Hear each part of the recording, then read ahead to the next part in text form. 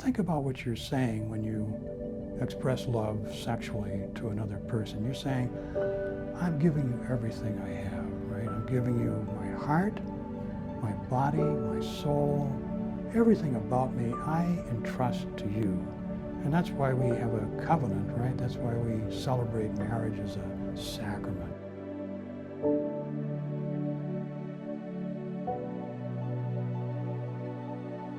Maybe the place to begin, I think, is really with that vision of marriage and the theology of marriage that we have as members of the Catholic family. I think it's a beautiful vision. There's a wonderful phrase that shows up in the Vatican II decree on the church in the modern world. The Latin opening title is a wonderful title. Gaudium et Spes is the Latin, but joy and hope. And in that wonderful reflection on how the church encounters the challenges of the world we live in today, there's a magnificent vision of marriage. They describe it as an intimate communion of conjugal love. What a lovely image that is an intimate communion of conjugal love. And there are two components that go into the relationship that binds a man and woman, husband and wife, in this sacrament of marriage. It's a sign of God's grace. That's what a sacrament means. And so there are two components. There's the union, that intimate, holy sexual communion between a man and a woman, and the opportunity that affords them to welcome new life. So union and procreation become the, if you will, the two anchors of that vision of marital sexuality. And so to think about responsible parenthood, and in particular the approach known as natural family planning, I think it's good to have that basic overview, that grounding, if you will, in the spirituality and the theology of marriage. It's sometimes overlooked. We often tend to think about, birth control and particular methods, whether it's the anovulate pill or barrier methods.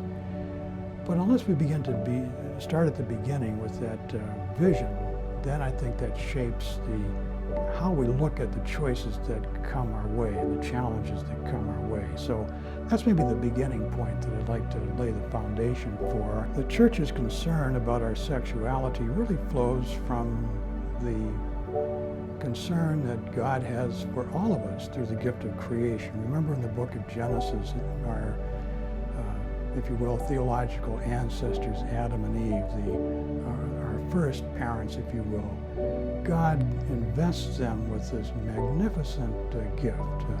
The sexuality is a way for us to participate in God's divine act of creation. And so we're created for love. And I think the Irish bishops in 1985 wrote a beautiful pastoral letter, which I think is one of the best I've ever seen by a conference of bishops. And it has a simple title, Love is for Life.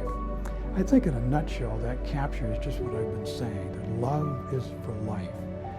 And so it's that dynamic relationship between intimacy and procreation that is at the heart of how the Church sees the issue of regulating the size of the family.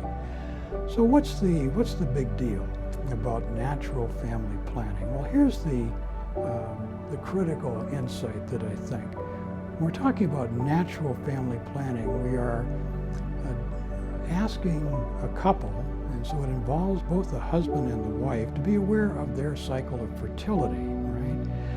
Natural family planning is also known as fertility awareness. And so I think it's very important that every girl, every woman be educated about the magnificent beauty of the female body and what its power, its capacity, the magnificence with which God has designed our masculine as well as our feminine sexuality. But in natural family planning, what differentiates it from other approaches to regulating the size of the family or birth control is that it invites the couple to be aware of the natural cycle of fertility. Because what the birth control pill does is that it mimics a pregnancy, which means that you don't become available for pregnancy while you're already carrying a child, right? So you have kind of an illusion of a false pregnancy going on. But in my many years of teaching, seminarians, I've always invited married couples to come into my classroom on the theology of human sexuality and to share their stories about their experience. And it's an eye-opener for my students. My seminarians are going to be future priests, God willing, and also for my lay students who are in the classroom to be aware of what this vision is about. One of my couples, wonderful couple, Barbara and Al Regner from Los Angeles. I remember Barbara saying to me one time, she says, Father, I never realized how badly I felt until I got off the birth control pill, because the pill had so many side effects. It upset her hormonal balances, and so she was constantly having all kinds of medical issues, headaches and that kind of thing. And the opportunity to have a conversation with Al about making that choice involved Al in a process of communication. So natural family planning, I think, strengthens a marital, sexual, intimate relationship because it requires dialogue, right? It requires conversation. And another of my couples gets a big laugh in the classroom, but I remember one of them saying, if you can talk about cervical mucus, you can talk about anything in a marriage, right? And it's a wonderful way of thinking about how it fosters communication. So that, I think, is part of the dynamic that I think goes into the church's support for something like natural family planning. So there's a theological rationale for it. I think there's a spiritual rationale for it. And I also think there's a physical rationale because it doesn't require extra medical or things like the birth control pill. Now, people will often say, well, isn't it risky? All right, suppose you make a mistake. Well, that could happen even with the birth control pill, all right? But here's the thing. With respect to the risks that are involved, if a couple faithfully practice natural family planning, it really means that abstinence from sexual relations, from intercourse, is really only about 4 to 5 days out of the month.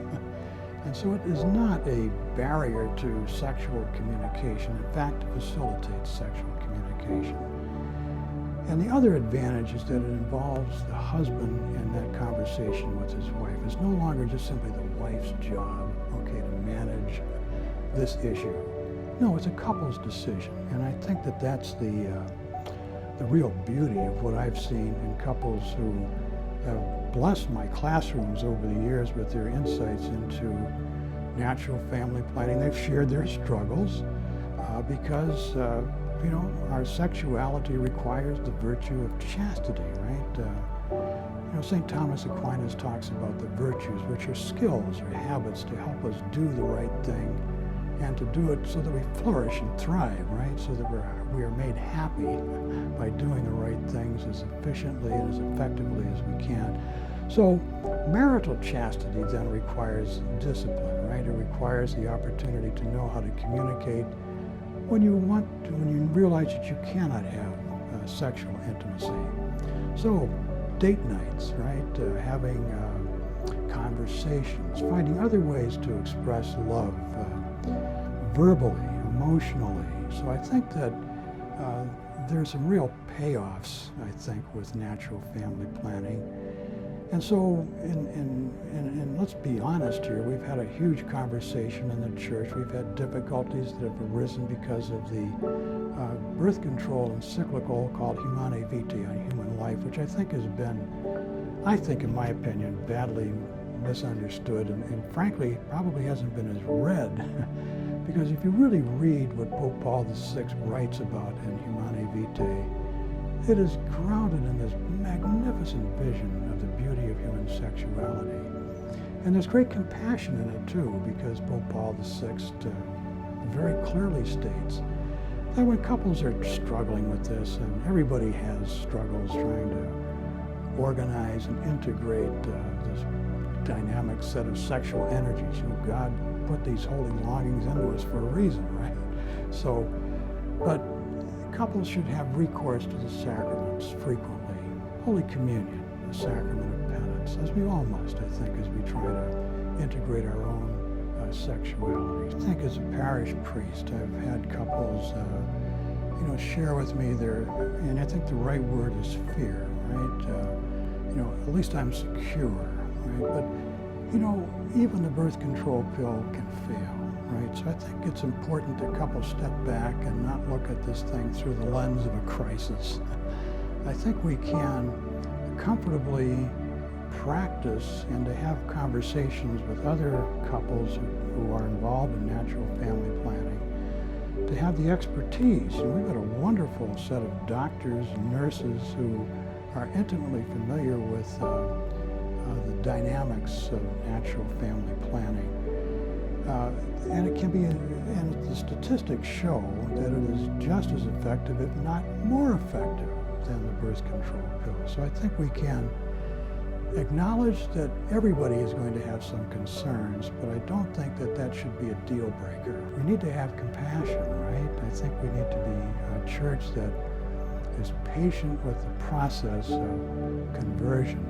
Sometimes it takes time for a couple to come to that, and so we need to be, as Pope Francis tells us, to accompany people on this journey, right? So I think we say, simply because people are having a struggle that we don't have anything to deal with them. No.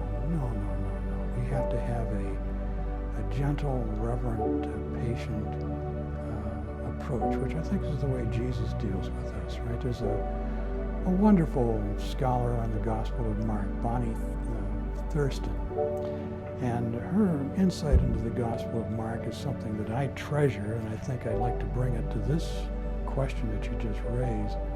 And she says this: when you study the Gospel of Mark, and you see how many times the disciples are clueless, right? They just don't simply get Jesus.